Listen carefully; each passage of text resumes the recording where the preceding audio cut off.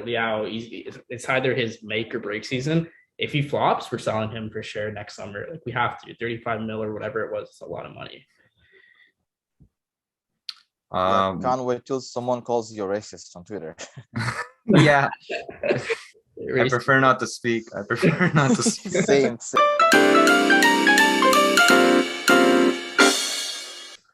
Hey guys, welcome back to the Short Corner Podcast. We're back after a long time.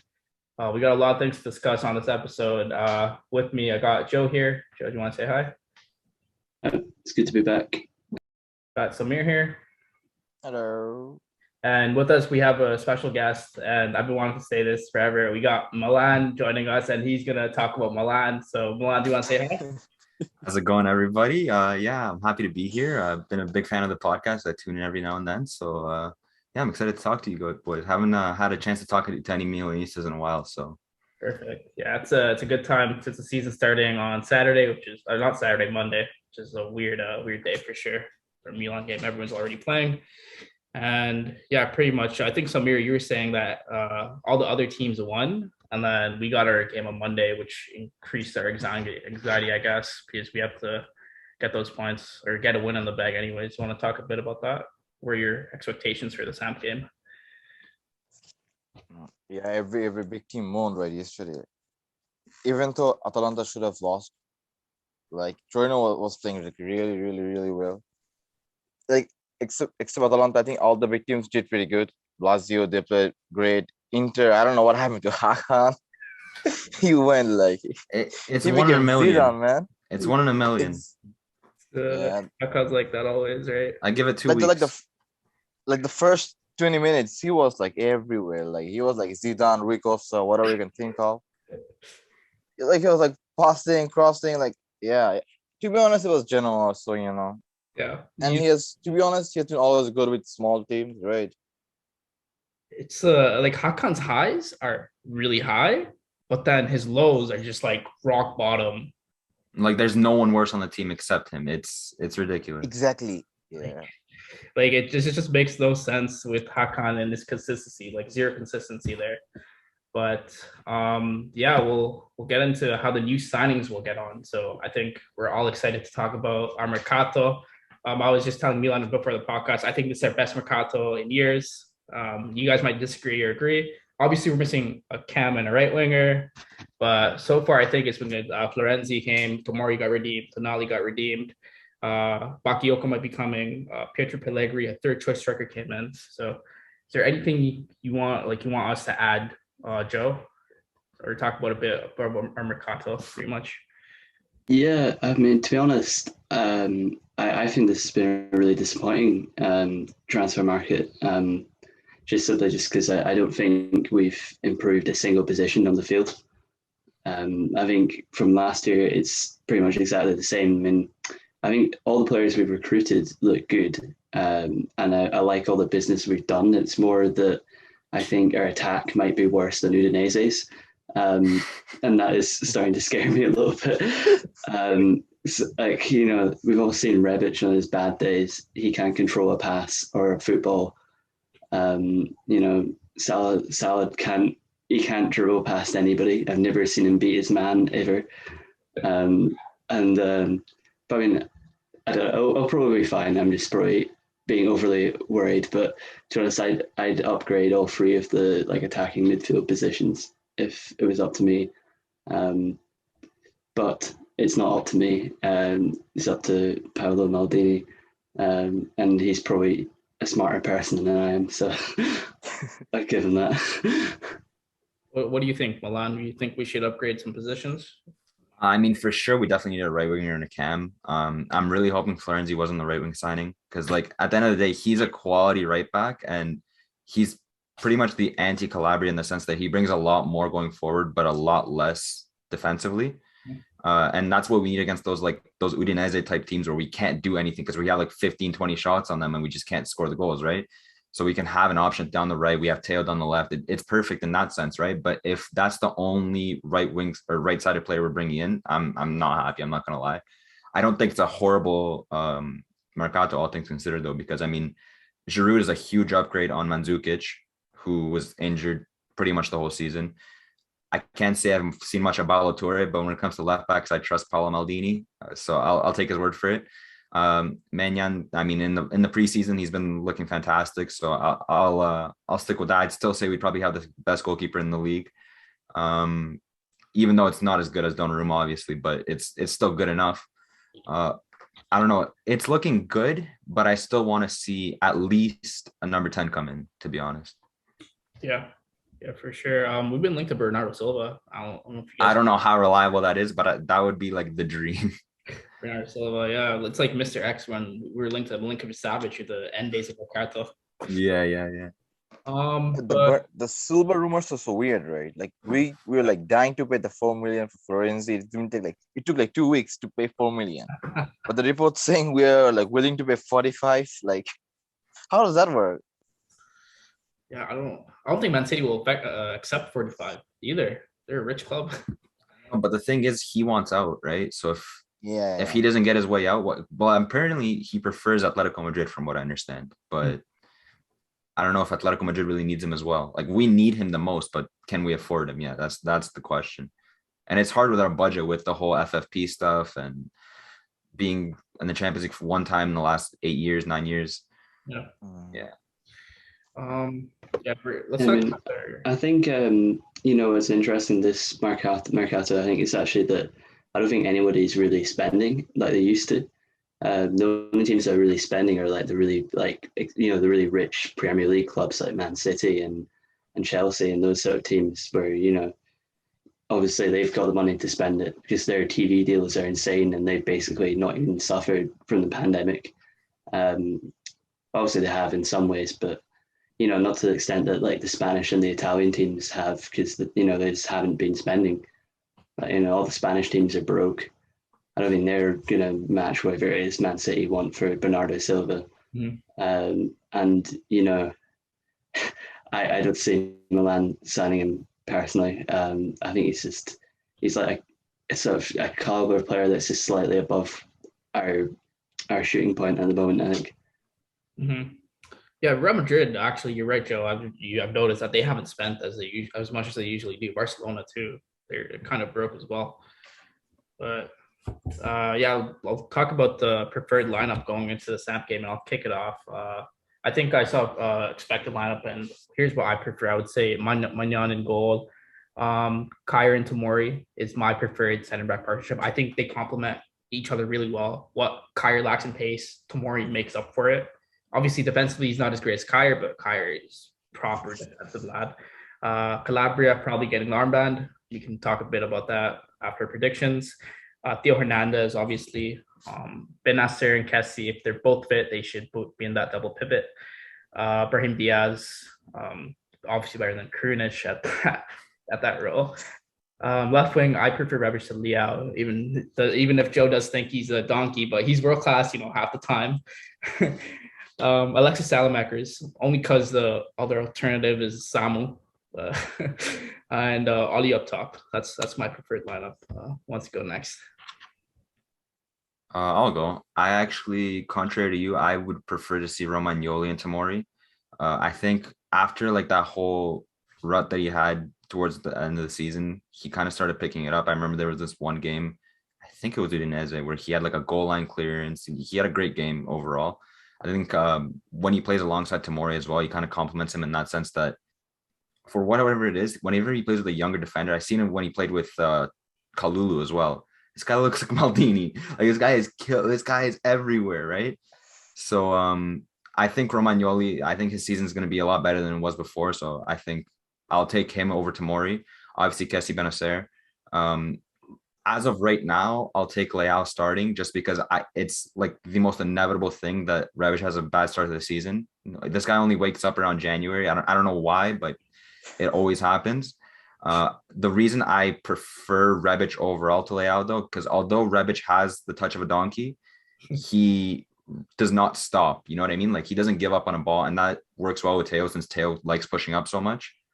Like, they can kind of run there and back. When Leao isn't in the game, he's completely gone, and it just doesn't work for the team because if we're playing 10v11, it's just not fair, right? Mm-hmm. So yeah, I'll go with that, and yeah, probably Olivier Giroud up top. If not Ibra, but Ibra would be my starter. Yeah, and Salamakers or Castillejo, Milan.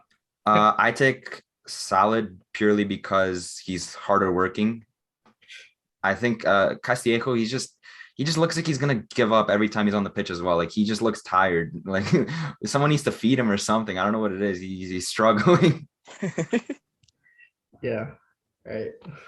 I think the problem actually with our team is that we don't really have any wingers in the team that I thought. Even like like Leao is like by trade, he's like a second striker, and the same kind of with Rebic. And on the right, you've got Salamakers, who is really a fullback, I think. Before he came to Milan, he was mostly playing as a right wing back for Anderlecht. And the only winger we actually have is Castillejo. So I think that's slightly the issue we have. But on the left, I'd say Rebic probably, even for half the time, he looks like he's just down to 4-pack of lager before the game. And then Leao can be world class sometimes, but like half the time he just looks like he'd rather be playing PS4. And yeah, I'd say Ibrahimovic as a starter, but Giroud is a very good option, and hopefully he'll stay fit.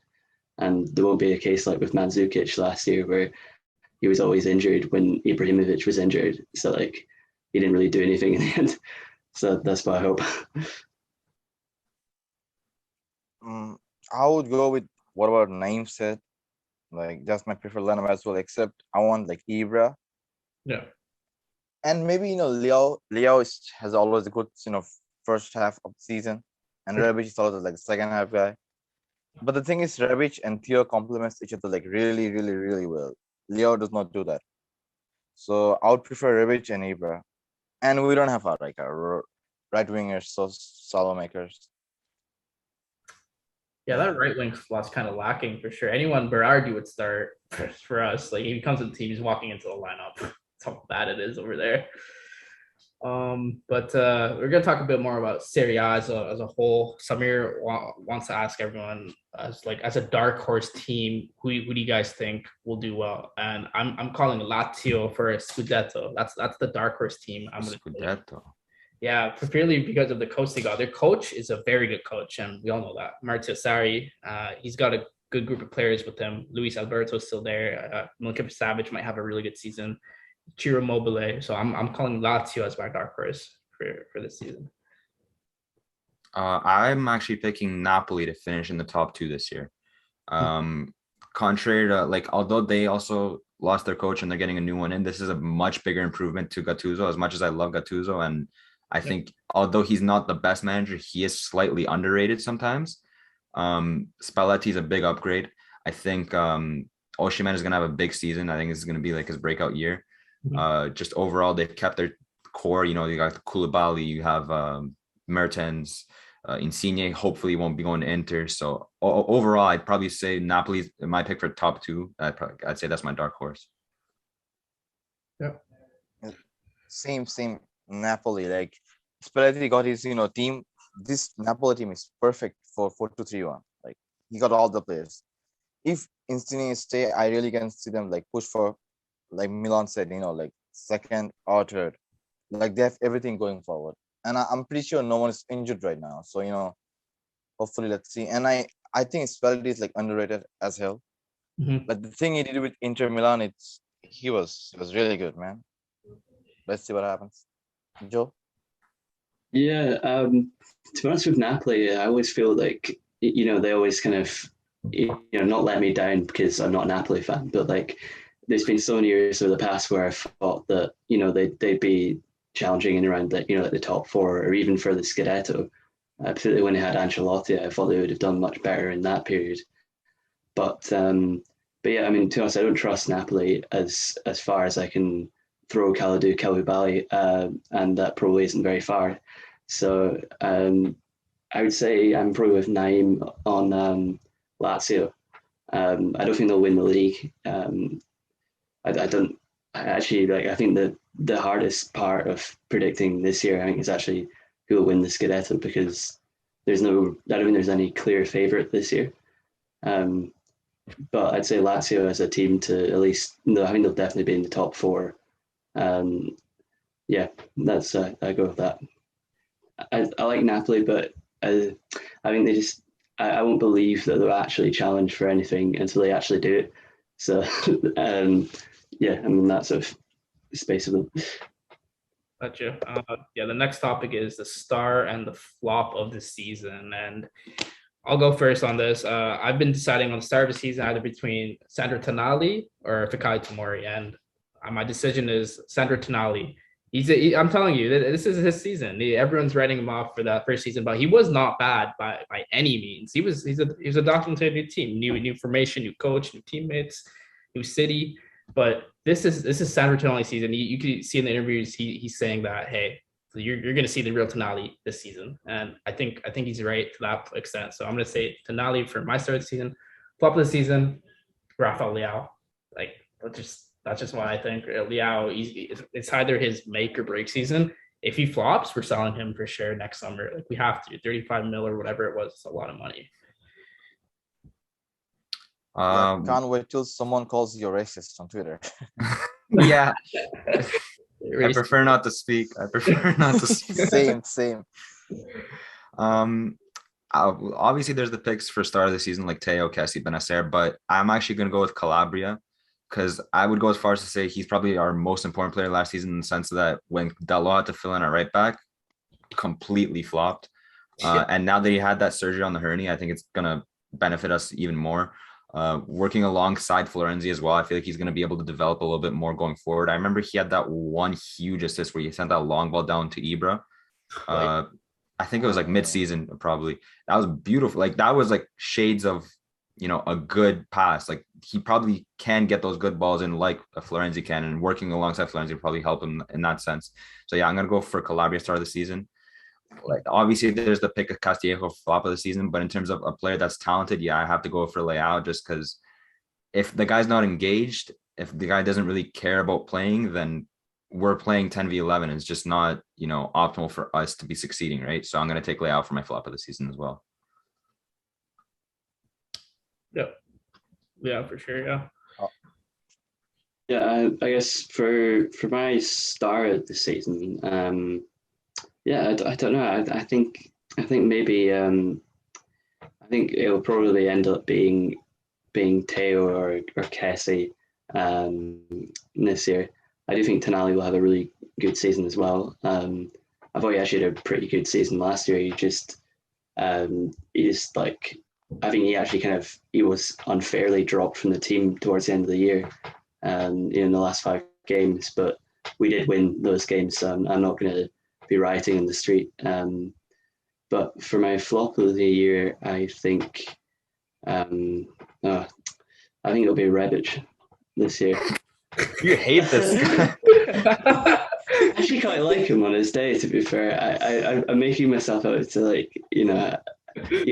I've got like a picture of Rebic on my wall and I throw darts at it, but like no. No. I have to pick something different to what you guys have said, so Yeah. I can't just I mean. I'll say Leao. Yeah, Samir. The one I would like to go with, like everyone's like not looking forward to him, but Brahim Diaz. Yeah. Like he's getting overlooked. Everyone's overlooking him. Like guys, he's our number 10. I'm pretty sure he's not gonna be a backup, right? I'm pretty sure Maldini wouldn't give him the number 10 if he was to be a backup. I think he's gonna prove us wrong. Mm-hmm. Like I'm hoping he has like 20 goals assist season this year. Like if he's a starter, I'm pretty sure he can do that. And for flop of the season, like if you're talking generally, it has to be either Samu Castillejo or Krunic, right? Like they're like the easiest pick. Yeah. But I would go with, I don't want to say Leao, man. Everyone wants to say Leao. Just like, and before this guy drops a 40-goal season and just shuts everybody. Yeah. Short corner podcast humiliated. Yeah. Okay, I want to be different. I would say Benacer. I feel like he's gonna have like an injury-prone season. Maybe, yeah.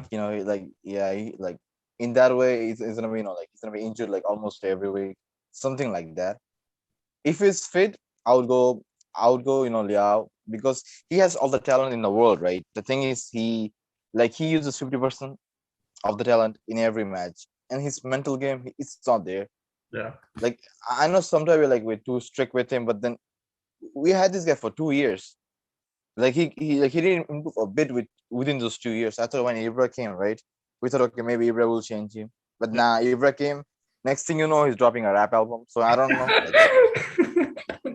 So let's hope. Like, if he's like serious, he can be one of the best players like in the world within a few years. But I don't know. He never shows that. But yeah, Leo is my flop. Alexis Salamaker said he can win Ballon d'Or, which is Nah, that guy's delusional. he- That guy's delusional. That guy's not serious. I laughed when he said that the outcome of Ballon d'Or.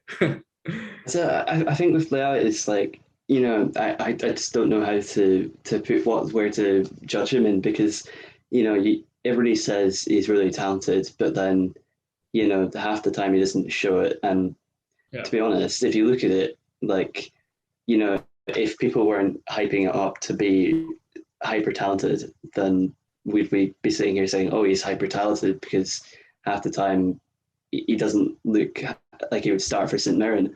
But the rest of the game, he does look quite. I do think he has a lot of really good qualities.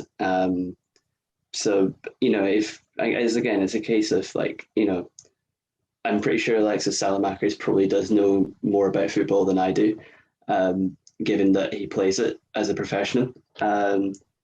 So if he thinks he's really talented, not that like his opinion is like, if Alexis Salamaker has said that, like Wayne Rooney would come out of retirement and score 40 goals in the Premier League again, then, I wouldn't be putting my money on the bet. But like, what I mean? Like, he can't be that bad. That's what I'm saying. But I think the reality is he's somewhere in the middle. Like, I think his ceiling isn't like way, Messi, Ronaldo level, but like, I think it's higher than, people like maybe Naim and maybe Milan think he is, but like not as high as that is my view. To be fair, the talent isn't what's questioned. It's the work ethic, right? Because it just seems that like he's very talented, but when it comes to when we're in games where we just can't score, we have like 10 shots on goal, we just can't finish the ball. He's just not there. He's not running for the ball. He's not, trying to get past defenders. Like, it just doesn't seem like he's engaged. That's the problem. And Rebic, whether we're down 3-0 or up 3-0, this guy is sprinting down the pitch with a donkey touch. And I love it, because then out of thin air, he's going to pull out a 40-yard screamer. You know what I mean? So like Rebic is like you can't know, like you can never expect what he's gonna do, because I'm pretty sure even he doesn't know what he's gonna do. So it's like yeah, he's like the best kind of worst players, like you don't know what to expect from him. Like, we had a thing like last year, it was like, is Rebic gonna be a donkey or world class? Like, no in between. We were right. Like, 1 week he was like the best player of all time, the next week the worst player. That like. And Leo, I want to add one thing. Like, Sporting FC's director or the like scout, one of them said he was the closest talent to Cristiano. So if you know, I don't see that. like, talent wise. I think one game for Leao that really, really pissed me off was Europa League playoff against Rio Ave. We almost got eliminated that game because of Leao. Leao was horrible. He just rock bottom, and I was really mad at him that game for not trying, not doing anything, just doing everything wrong. And thank God we got out of that one. It would have been embarrassing for the footballing world if Milan got out against Rio Ave. Like, that was just a really bad game for Leao, I think. Anything more to add on Leao, or should we move on?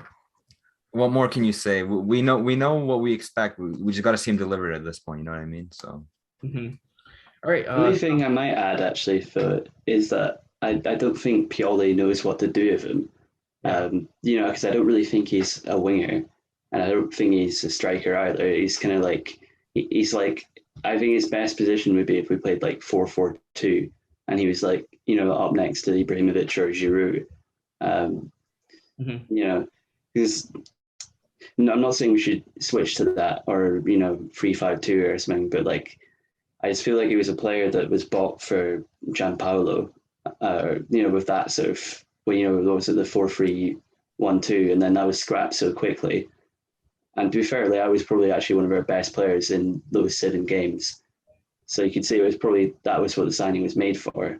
Yeah. But yeah, I think as long as Pioli is the coach of Milan, I don't think we'll see Leao reach his potential. Yeah, that's what Anthony was actually saying too. In that 4-4-2 formation, Leao's he's a second striker playing off the shoulder of Ibra, and that's where he probably thrives. And you're right, Joe, in that case for sure. But yeah. But the thing is, don't the Portugal is with under 21 or under 23 team that played in that Euros this year. You're 23. That they got to the final. Then I'm pretty sure they also played a 2-striker formation, and Leao was invisible in that final. You know what I mean? It's like I personally don't see whether it's the position or not. I think he's just not engaged, and I actually really like him as a player. I think he's extremely talented, but it's just if the guy doesn't want to perform to the highest level, whether it's a horrible level on his standards or a horrible level on the team standards, then I don't want him on the pitch. You know what I mean? That's why I would prefer to see Salamakers over Castillo. I think Castillo has more footballing ability than Salamakers, but Salamakers doesn't give up on the play. You know what I mean? So yeah, Castillo just I'm not even gonna talk about that guy. I've said too much bad things about one person in my life. All right, so guys, top 4 or our season expectations, top 4 expectations, whatever you want to call it. Who wants to go? Samir, I'll let you take the hit on this one. For league, I hope we finish like top 4, obviously. I'm kind of scared, to be honest. Like our attack, it's like really poor. If you compare to the other top 7 or top 6 teams, like I think we have to be like one of the worst, right? Like we don't have a winger, and we don't have like a proven striker, and our formation is literally made for wingers. So I don't know, man. And for league, I want us to like be top 4, obviously. Yeah. I'm pretty sure we're gonna be like this year 4th or 3rd, probably 4th. And I really want us to win our like trophy this year. So I want us to go all in for Coppa Italia. Like, man, guys, we need trophy. It's been like 7 years since the last Super Coppa. So like I want top 4 Coppa Italia and like to go past round of 16 in UCL. Like that's like my expectations, honestly. Those are realistic expectations for sure. I expect us to win the Scudetto. I know it's you guys are gonna laugh. Holy. No, but think about it this way: Zlatan, if he retires at this season, he gets us the 19th. He gets us the 19th, and if we go far in Champions League, we go to the semifinal. Whatever. I don't think we can win Champions League by a long shot. If we get to around 16, cool, whatever. But hey, I want us to challenge for Scudetto, but realistically, we're finishing top 4, right? Somewhere 4th or 3rd, like Samir said. In terms of what I expect for the league, I'd say top 3, like 100% for me to say that there's only 2 teams I believe that are much better than us, and that's Atalanta and Napoli. Atalanta, as we know, they're just a well-oiled machine at this point. And contrary to like every other team, us and Atalanta have that consistency that we kept the coach, we kept the team, we kind of kept the core there. Juve is kind of going through a transition. I feel like Juve, as much as they're still a great side, they're not as scary as they were like pre-COVID. I feel like ever since the COVID break stopped and then they came back, it just hasn't been the same for Juventus, whether it was Pirlo or Sarri or whoever it may have been. Roma, it's going to be a little bit tough because I don't know about those signings. Inter downgraded massively, no matter how much they try to tell you otherwise. If you lost a guy that is like a mastermind of winning Scudettos, and now you brought in a guy that is like a top 4 at best kind of coach in Europe, but not in terms of domestically. Domestically, I don't doubt, as much as I don't like Conte, I don't doubt him in domestically. They might say that Dzeko is an upgrade on Lukaku because he has a better touch or he's a better finisher. That's what I saw on Twitter earlier today. I saw that too. I actually like the Dumfries acquisition. It's not better than Hakimi, but it's the best you can get, I'd say. Hakan, I prefer not to speak. You're gonna have to speak though later. I'll get to that when I have to. But I don't think they've gotten better. I think they could even not make top 4 with how much that team's regressed specifically because of Conte. It's not even like the players have gotten worse, but losing Conte is massive. So yeah, I think realistically the top three should be about Atalanta, Napoli, and us, and then maybe Juve fourth. For sure. But those are good expectations, I'd say. Joe, you got something different to add there? Yeah, I guess my predictions are well. So I thought it was really hard to pick who's going to win the league. As I say, I don't think it'll be Inter because they've kind of dropped off a little bit. No matter how you cut it, as you said, they've lost, the best player in the league last year, and arguably the best coach in the league last year as well. So I think I've got Juventus winning the league. And the only thing I feel really confident about is that Atalanta will finish second. For some reason, I've just got that, I just know they'll finish second. And then third, I've got Inter because, even though they have downgraded, I mean, I watched the highlights of the game yesterday. They still look really slick, better than probably we looked last year as well. So you can't really, as much as they've lost key elements, I think they'll still have enough to get top four. And in fourth, I've got Lazio. So I've got Milan missing out in top four. As for Europe, I think we'll finish third in our group. And I mean, that's probably the best we can hope for because, we're going to be we're in pot four in the draw, which means, we could get, say, the first team we could get is we could literally get Chelsea, Man City.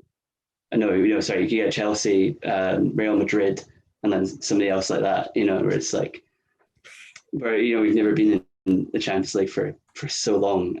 So I think fair going into the Europa League, and I think we might have a good chance of winning the Europa League. So I've got that. So it's a bit grim, Joe. I hope not. I hate Thursday nights. I hope not. I mean, to be honest, the Europa League is going to be a different competition this year because it's incredibly streamlined now. And it's the same number of teams in the Champions League because of the Conference League. So it's going to be more competitive, and it's only going to be we're going to the last 16 if we finish third, not the round of 32. Yeah. So that's better for us. Sure. Samir, is there something you want to add about Thursdays? Sure, just man. I have bad thoughts. Since the Arsenal game, few years back, I just hate Europa, man. Yep. That game, my goodness. Danny Welbeck accidentally diving, not even meaning to, just falling over. Oh, don't get me God. started. Don't get me started. What a freaking dive, man. Yeah, we're gonna go into the Mercato a bit. I think we briefly touched on it earlier, but gonna do a little deep dive into Mercato. One question I'm gonna add for all of you is what are your thoughts as Paolo Maldini as sporting director, his signing so far this summer, and who he should sign to make the team better, pretty much. So that's some of the questions I'm gonna ask you guys, and obviously the answer to the last one would be Cam and right wing. We all know that. But is there anything more Paolo Maldini can do, or just touch on the top stuff that he's done so far in Florenzi, Bakayoko, coming, Pellegrini? Go. I mean, it's hard to say that he's done a bad job because other than maybe one or two players, he hasn't really signed a horrible player. You know what I mean? People doubted Teo. He brought in Teo. Teo's arguably the best fullback in the world now. People doubted Brahim even, and Brahim when had the chance last season, he was fantastic. And Samir said earlier, I think he'll have a great season when he actually has a chance to start rather than being an understudy to Hakan. Because it's clear that when him and Hakan are playing at the same time, that they're both the same, they play the same role and they both want the ball in the same position. But then when you play Brahim on the left and then Hakan in the middle, it just doesn't work out because both of them are trying to play the same position, right? So I don't doubt Paolo Maldini. I actually am a very big fan of his in terms of a sporting director. He's doing fantastic. He's considering the budget he has to work with. I think he's doing a great job. I mean, to be able to get someone like Florenzi for a 4 million obligation, that's a steal. Tomori, that was a steal. And then the discount he got on Tonali, he's just been killing it. So I think he's doing a great job. And in terms of who we need more than whether it's a Cam or right wing, I'd probably say a right wing just because I trust Brahim. But the thing is, there's no understudy to Brahim, right? Because I don't think Krunic can play that Cam role, but he also can't play as a defensive midfielder. Yeah. And we don't really have any other position in the midfield other than wingers, other than that, right? So, yeah, no, shout out to Paolo Maldini because he's been doing a great job.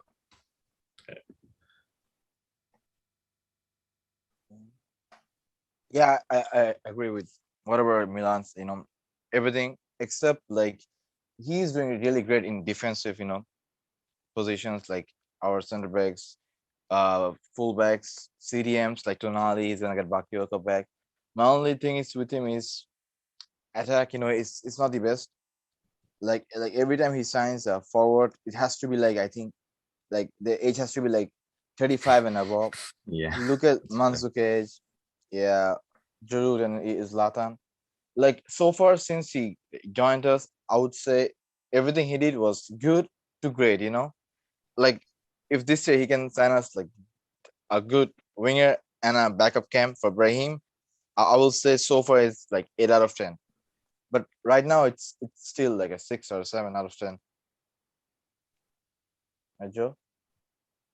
Yeah, I think I'll say I think we've seen a big improvement in terms of our recruitment over the last couple of years, where Maldini has had a more involved role. So I think everyone he's signing is really good, but I think he's also partially held back by Elliot. Not because not like in a bad way that Elliot are Elliot are they're only really interested in Milan being profitable, which is a good thing because to be profitable you have to win football games, and that suits us. But they're not going to take crazy risks in the market. They're not even going to take any risks now. I think we've seen from the way that our mercato has gone, particularly every season, every time it's gone the next season after, for the last 2 years we've been spending less money. I mean, it's always partially to COVID, but also I think because we laid so much of the foundations in place in that window. The only thing that went wrong was Gianpaolo in that window. So for Maldini right now, I think the mercato he's had, it's been good. He just needs to, sign some attacking players. The only signing I will doubt if it does happen is Bakayoko. I wasn't, I think over the last couple of years, he's had good loan moves, like, and the sort of loan moves that should bring his good form back. Like, went back to Monaco where he was a beast, and Monaco went to the semis of the Champions League. And then he went to Napoli and worked under Gattuso, who was the coach that, revived them, a year later. And also that didn't work out.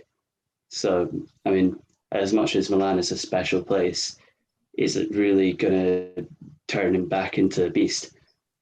I kind of doubt that, but obviously for a squad depth role, it's not a huge problem. So, yeah, as I say, all the people we are signing are good. It's more the problem is what we're not doing, I think, more than what we actually are doing. And that makes sense. Yeah, for sure. I think I agree with most of those points. The glaring holes in our team are really showing when we release their predicted lineups or Samp or whatever. We're to get to the most toxic part of this episode, actually. Hakan and Locatelli. Kick it off here. So Hakan Çalhanoğlu, like I said, his highs are highs, his lows are just rock bottom. Like Inter fans will see that. I'm telling you right now, when a few months out, they will see he's ghosting against the likes of Napoli, likes of Atalanta, Lazio. He's not going to be there for them when you need him the most. So they're going to see that. And he comes out and says, the quote was, I did not have the best players or like a supporting cast at Milan like I do here at Inter. And that's absolutely not true. That's not true at all what he's saying there, because his teammates have been nothing but supportive over this move, or like the comments on Instagram or whatever. They've been really supportive of him going to Inter, and when they should not be. He should be mad at the fans. Like, we've been abusing you all for months, man. But it's just not true what he said. He had Ibra, he had Kessie, he had, well, I guess you could say he had Hakimi, but Hakimi and Lukaku left. So where's the upgrade? You're going from Salamakers and Brahim to Dzeko and Dumfries. Like, it's just not that big of an upgrade, and it's just disrespectful, I think, what he said there. As for Locatelli, Samir's really mad. He's messaging me like, why is Locatelli saying his boyhood club was Juventus when he's saying it was Milan? There's a bit of a lie there. So that's what I think on those two guys. I mean, Hakan is just a fraudulent person at the end of the day, right? Like we've seen it through games, and now we see it through his personality, right? Because Yeah. he went into the Euros without signing a contract, without any guarantee on what's happening next season, thinking he's gonna have a fantastic Euros. Everyone picked Turkey as their dark horse, myself included, unfortunately. And he just 3 out of 3 games he dropped a stinker, right? Like there wasn't a single game I was like, wow, Turkey's looking all right, they might win. No, they went 0-3, and it was glaring that he was the worst player on the team. He just got lucky that it just so happened that Inter desperately needed a cam, and they that's the cheapest option, that's Serie A proven, so they went and picked up Hakan. And I'm not shocked that he had a great first game. It happens. It's the history of Hakan Çalhanoğlu. Just wait until 2 weeks later when they're playing with 10 men, like we do with Leao sometimes. He's just gonna be invisible, right? Yeah. As for Locatelli, I mean, I remember watching videos of him meeting Berlusconi, and Berlusconi saying like, "Oh, I've heard about you. You're one of the best ones in the academy." And this guy's smiling ear to ear, grinning ear to ear, all excited. Clearly showing that he was a Milan fan at that point. All of a sudden, this guy loves the black and white. So I don't know. Yeah, that's just our like luck at this point. We get these players that say they love us, and then they leave, and then, oh yeah, I actually love this team my whole life. Stop. Matteo De Sciglio, we all hate him. Samir, yeah, you had some choice words for Locatelli. I remember you talking to me about that. I don't think I can say those words here, but man, like, what's wrong with players, man? Like, I don't know what else. Like, almost all the players have to lie as soon as they switch clubs. Remember Oscar? Oh, I watched China when I was a kid. Yeah, no, bro, you didn't watch China. Like, you didn't watch China. Nah, don't fucking lie, bro. Like, what the hell? Like I don't get it. Like, is it like an inside joke? Like everyone does it. Like, oh man, when I leave the club, I want to lie, bro. Like everyone does it. Like, I don't understand. And look at it, bro. Like you did not love Juve as a kid. No way. So as soon as you scored the screamer, you started crying, right? Because you scored against your man.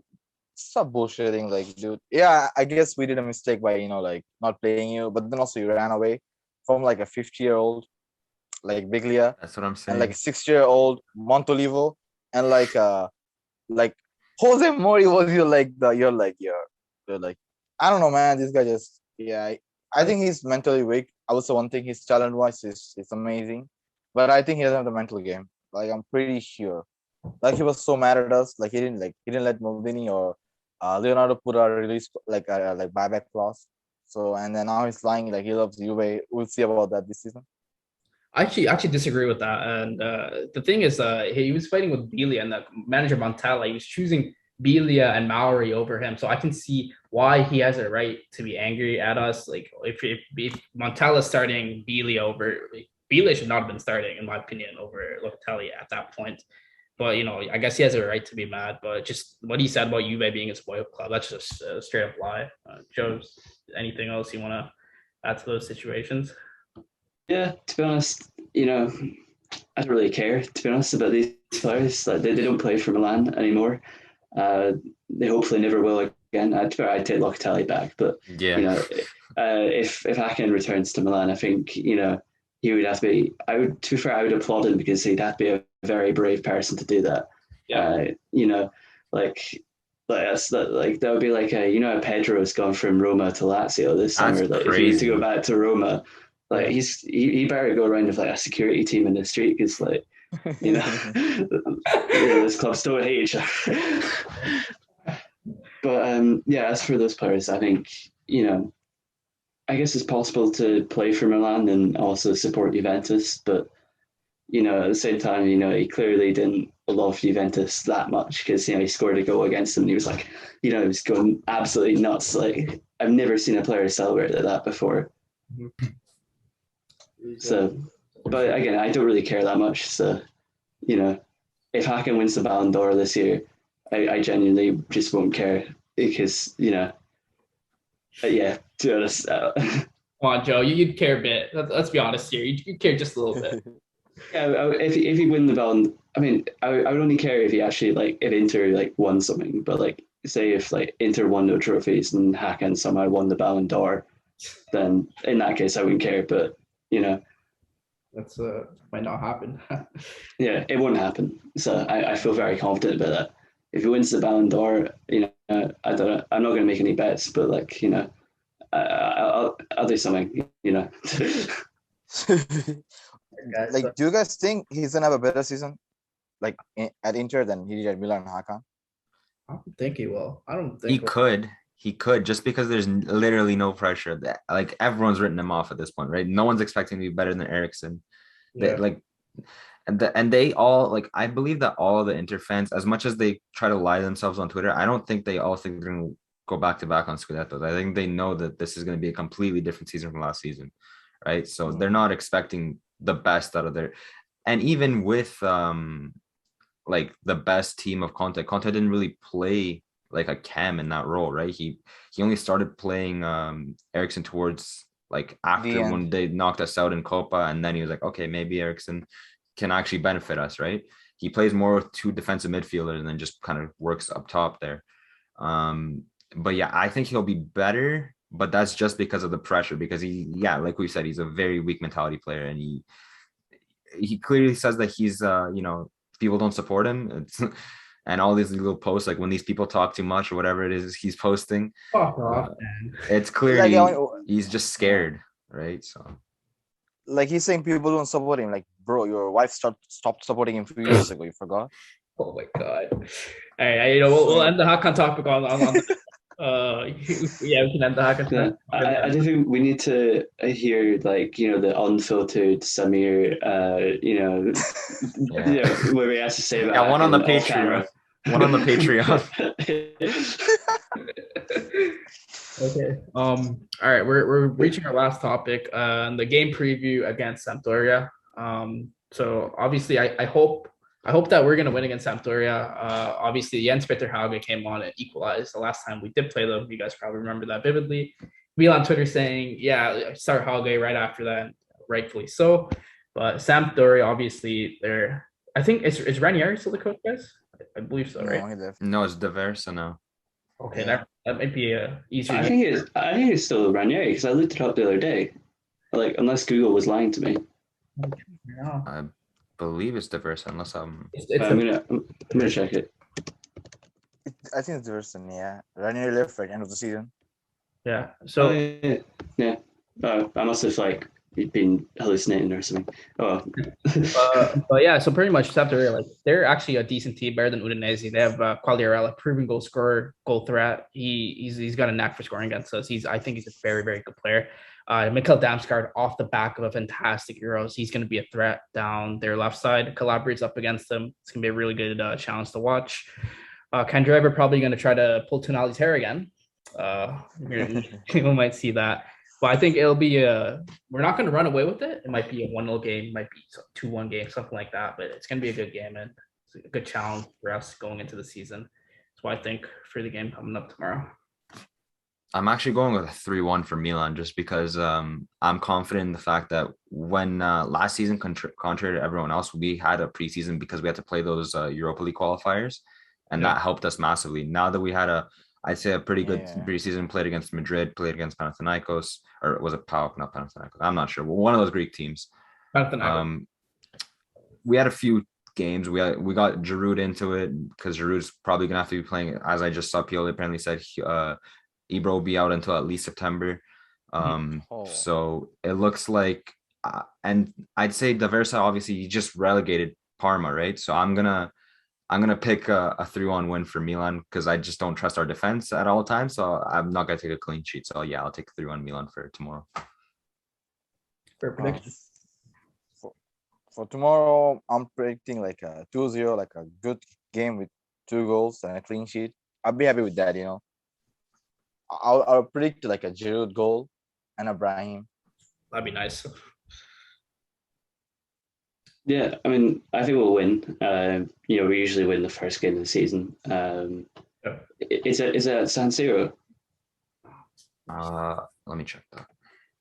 No, it's in Genoa. Okay. Yeah, that might be a difficult game then. I expect we'll win. But I expect To be honest, I'm quite excited for it because I didn't really watch any of the preseason games. I watched a couple of the earlier ones, like the training ground ones against, was it the Pesto team? Pro Sesto. For Sesto, sorry. Yeah, I watched that one and we looked $1 million, but I haven't really watched preseason since then, so I'm curious to see what it look like. I'm going into this and, probably as the most skeptical of our chances this season of the four of us. So hopefully they can put in a good performance, and afterwards I'll be tweeting we're winning the Scudetto. I'm gonna be one of those people, by the way, Joe. Tweeting that. I mean, to be fair, we lost to a team that didn't even pay their players. So technically, we actually won the Scudetto, if we're looking at it from a financial point of view last year. Definitely, yeah. Definitely, yeah. We won the Scudetto. Inter didn't deserve to win it because they didn't pay. The Winter Scudetto champions. That's what we got. The best trophy you can win. Yeah, for sure. I think we might sign a Cam at right wing in January, maybe. Hopefully, here's the hoping. But I think that's gonna be like bad, honestly. If January, like, we cannot, like, if Salamaker's injured, we're like done, man. Someone goes to Loain. Yeah. I feel like that relies as well on what we do in Europe, right?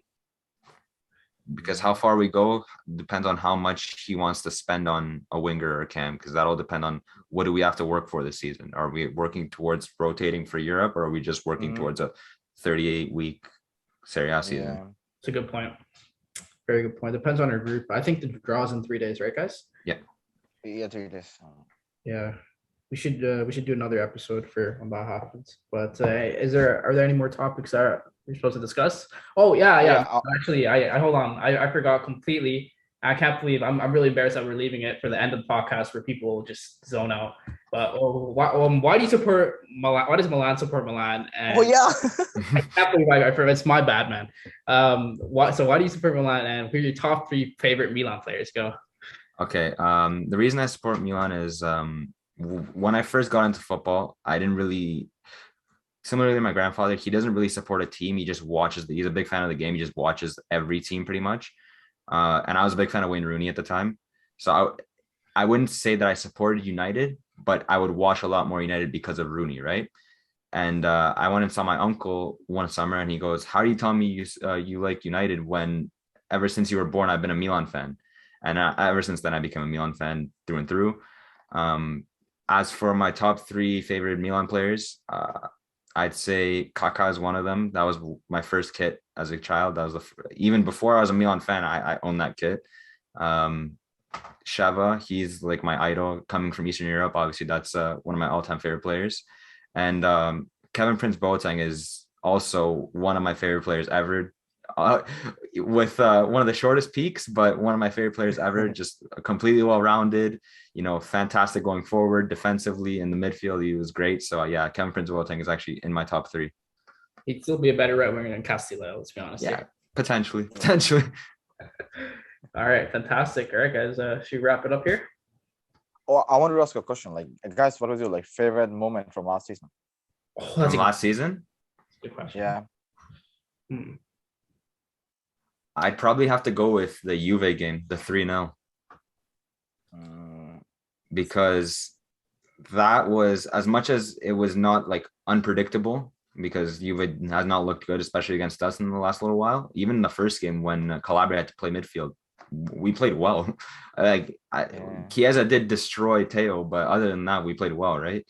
And it was just so satisfying to see Rebic score the banger, Tomori to jump over about 2 meters high, over Chiellini. I'd probably say that Juve game was the highest high other than Atalanta on match day 38. Joe? I'd say maybe Chiara's equaliser against Man United. Even though we didn't win that tie again, it's just because I just can't stand these English teams at all. I would happily true Scotsman. Yeah, I would happily strap them all to a rocket and just fire them into the sun. Premier League needs to die. It's just not interesting. It's just and football just keeps on valid. Okay, I'll stop. But the point is, it was a really good goal, and I was watching it on the bus going home from college because I had a class. And I had to like kind of stop myself from going like, like actually like screaming on the bus. So yeah, I say that one. For me, it was a Theo Hernandez header against Lazio, absolutely embarrassing Simone Inzaghi. I was so mad. I was in Bangladesh with my parents at the time, so it was like 2 a.m. kickoff game. So at 2 a.m. I'm just running laps around my room, screaming my lungs out that Theo scored a header at the 90 minute. My dad comes in like, "Dad, look at this goal." He's just like, "What? Like what a header!" And just a good moment. 90 minute, like it's just a great feeling. That's my favorite moment. But Samir, what about you? Like I want to say it's either between the Juve one, the 3-0, or the Atalanta one. Like the last, I think I would pick the Atalanta one because I was like dying inside, man. I was like when Cassius scored the penalty, like the first one, I almost cried. I'm like, holy shit. Yeah. And like during the last 5 minutes when he was holding, like two of the Atalanta defenders, like holding the ball, like guarding the ball. That was like a FIFA moment, Like I was like, man, this guy is crazy. But yeah, so Atalanta won. I want to say another low-key moment. It was when Krunic out of nowhere scored a free kick against Hellas Verona. I was like, holy. That's a kick, yeah. Yeah, this too. But what about the best goal of the season? Like the best goal last season? Oh yeah, the best goal. I think it's hard to argue against Rebic versus Juve. That was cool. Unbelievable. What about Rebic for Genoa? Yeah. Rebic, was that the one he caught on the volley? Yeah. Yeah. That one was nice. That one was nice. Joe's talking about Rebic goals, even though he hates him, eh? I don't hate Rebic. Like I did come on here, and the first thing I did was like completely trash him. But to be fair, he's the guy. He does score bangers. So yeah, he does. Yeah. To be fair, I think Giroud will score the best goal this season for 1,000,000%. I don't know who he will score against, but like he could score one goal this season and it will be a banger, like guaranteed. If you show Giroud's best goals to someone that's never watched football, they'll think he's the greatest ever, and it's not close. Like Giroud, for real, yeah. Giroud, and the thing is, he's actually, I find, like, I've always thought he was a fairly underrated player because people clown on the fact that he misses chances every now and then, but he's a underrated passer, and his link-up play is very, very good as a striker. So I was very excited about that signing. So I think a nice scorpion or bicycle kick from about 25 yards out from Giroud and a beautiful pass, we'll definitely see that happen this year. Yeah, Ollie's the best goal play striker in the world. It's not. I don't think it's close. For best goal last year, I would say Ibra against Udinese, the bicycle kick. Just disgusting, just gross, unexpected. Just you don't expect that from a 40-year-old. Like you don't. But, yeah, that's true. So you have something to add on the? I think I'll still pick the Krunic one because it's just like no one expected him to do anything, and he just came. He had a good match. Like I remember Milan Twitter calling him Maradona revived or something. That it was like the Kroina, yeah. Yeah, it was like it was like that was a like good weekend. I think within like few years, like after like 3-4 years, we're all gonna talk about that that goal. Like oh, remember Krunic played for us? He scored that one goal and dipped forever. Yeah. No, we were shit talking Krunic on the podcast too before the game. And on our faces, just like we were just saying Krunic is shit. He just does that. It was that in the Belgrade games. That's when he showed up because that's when as much as I don't like him as a player, like I respect the hard work because I can see that he's trying his best, and that's like out of thin air he pulls out a masterclass like that. I can't be mad. You know what I mean? So. Yeah, for sure. Now actually another question. We have set piece takers better than Hakan now. Hakan had this stat. He's like three free goals from like 428 shots or some shit like that. Now I think Tonali might be the one taking set pieces, and if Tonali's not on the field, it might be, I would say, if Zlatan's fit, Zlatan might be taking free kicks, or Brahim Diaz. What do you guys think about our set piece takers now? Brahim Diaz. Brahim Diaz if Tonali's not on the field, but yeah, I say Tonali as well. Sorry, didn't mean to interrupt. No. Yeah, like Joe said, I like Tonali on free kicks. I don't know about Ibra on free kicks. He scored a fair few on his day, but I he's very stubborn in that sense because it took him missing a good amount of penalties to realize he should stop because everyone knows where he's going and give it to Cassie, and that was how we got it together and we started scoring our penalties, right? So I don't know if I really want Ibra taking those set pieces and those dead ball situations, but Tonali, I'm willing to see. I don't know how good Raheem is in a dead ball situation, but remains to be seen. I'll go for free kicks. If Tonali plays, Tonali. If he doesn't play, which is kind of unlikely, Theo, he's been trying those, like what do you call it? Knuckleball kind of free kick in preseason. So maybe let him go. Yeah, anyone but Ibra. Yeah, Ibra, he goes too big. I think he's gonna do something crazy every time. I would spot in actually here quickly because I think from the few batches of preseason I did see was that if it was a free kick that was from the right side, it was Tonali taking it, and if it was from the left side, it'd be Teo taking it, which is kind of weird because I don't think for some reason Pioli never has us do in swingers. There's always an out swinger. So Yeah. it'll be it'll be a left-footed player for left-footed free kicks and corners and vice versa. It's interesting. And actually, Castillejo took a really good free kick against somebody in pre-season. It's a really good one. And then I remember everyone just tweeting at Getafe, at Valladolid, sign this guy up right now. Yeah, that was mostly like Omar. Yeah, he was tagging all those Spanish teams. Funny guy. Yeah, Castillo. That's a level though. If we're being honest here, Getafe, Villarreal, or not even Villarreal, Getafe, or Granada. That's the level. He's playing for freaking AC Milan. Number 7, with Shevchenko's number.